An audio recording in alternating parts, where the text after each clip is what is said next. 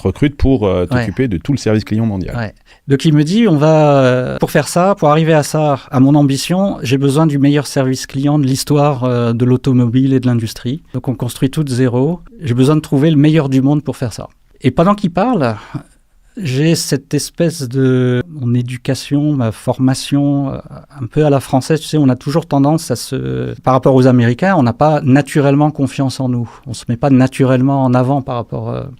Un syndrome d'imposteur un petit peu. Voilà, ouais, complètement. Donc pendant qu'il dit ça, je me dis, mais en fait, donc, voilà un gars qui veut faire la plus grosse boîte du monde, il cherche les meilleurs du monde, et moi, si ça je trouve, je suis en D4 régional, Ouais. Donc qu'est-ce que je fous là?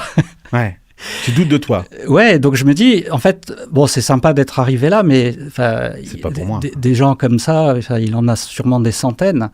Et donc je me prépare à lui dire ça, ou à lui dire... Et donc là, il s'interrompt et je lui dis, mais en fait, moi je suis passionné de Tesla et tout ça, mais en fait, je connais rien à l'automobile. En me disant peut-être que comme ça me donne une échappatoire parce que je suis... Donc en fait, tu cherchais aussi peut-être une porte de sortie toi-même. Quoi. Oui, parce que j'arrivais pas à me dire, je vais me vendre... Je voulais t'échapper. Voilà. Et il me dit, en fait, ça c'est super parce que je veux pas... Merde.